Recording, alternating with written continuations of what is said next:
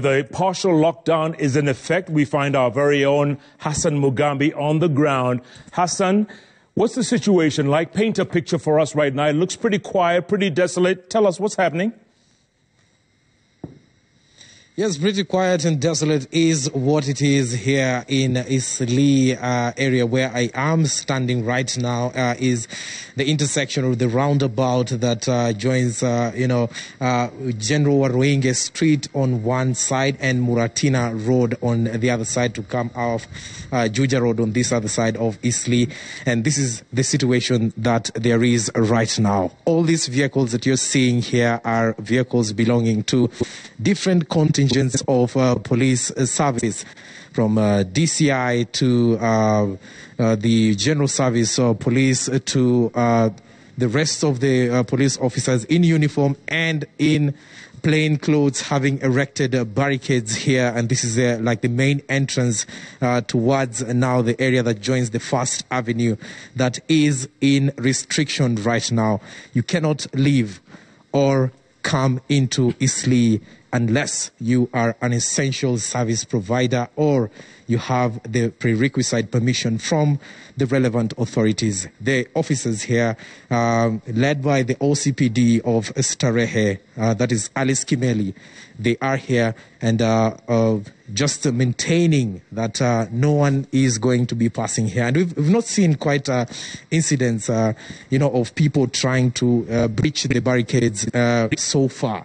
But that is expected to be in its numbers maybe tomorrow. But then again, earlier on today, Jeff, we spoke to a section of residents here in Eastleigh, and they were, praising this thing and also castigating it in equal measure.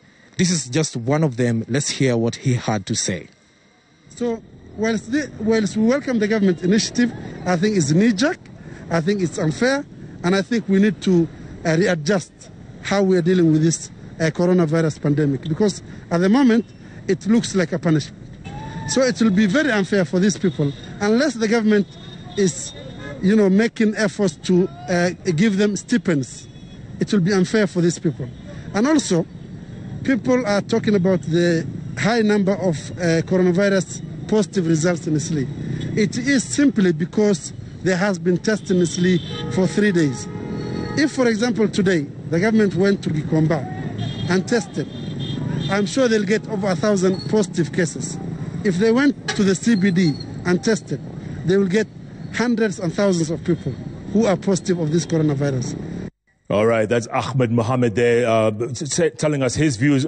Listen, Hassan, it must be very difficult for residents of Eastleigh, most of whom are Muslim, during this holy month of Ramadan. And when they open their fast in the evening, of course, after opening, they want to take a walk around. And earlier on, I saw you on Citizen Nipashe. People, it looked like business as usual around 7 o'clock. It must be difficult for them right now.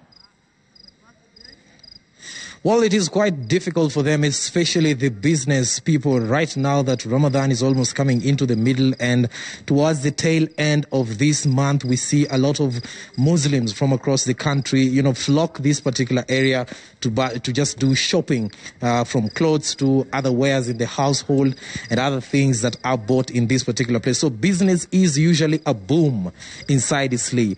With the restriction, it is going to be business unusual for them. And they are going to be, they of course will not take it lightly. We are expecting to see them tomorrow, so that because a lot of those that we spoke to earlier on were not for the idea. Only just a few that was saying that anything goes for as long as the rate of infections will be low. Also, we're expecting tomorrow to see a lot of activity from public health officials who will be coming to continue with the mass testing so that they can get into quarantine more people who will be found to have been infected one way or the other with COVID-19 here in Eastleigh. That's right, Hassan. That's a good phrase. Business unusual, you just mentioned. What happens in the daytime? People want to know, can people move around freely in the daytime? What's the situation? Well, with major markets having been closed, areas with people will be a lot, or rather, there are that attract a lot of people have been closed. Eateries have been closed. Of course, this is the month of Ramadan, and usually eateries in Eastleigh close, even if even when there is no COVID, they just close the eateries for renovation and all during the month of Ramadan. But then again, we are expecting to see tomorrow shops and all will be open only if they ensure that these shops are not going to attract large crowds. So during the day, things can go on as usual. You can move around during the day. But then again, the Cabinet Secretary for Health also advised that much as you can move around, he advised that you stay in the house and only get out if it is necessary that you want to do that. Yeah, Hassan, I've noticed behind you, there's obviously no movement. The roadblocks obviously seem to be in place, and heavy police presence. Have any people been arrested? Any people been put in the back of Land Rovers and stuff? Is that happening, or are people pretty much abiding to the new restrictions? Well, they're pretty much abiding to the new restriction, but then again, we saw some of them that were put in the backs of Land Rover, those that were out during curfew hours along the First Avenue. We saw a couple of them just being, forced into their houses because they were out and they were just roaming around, especially those that are border operators.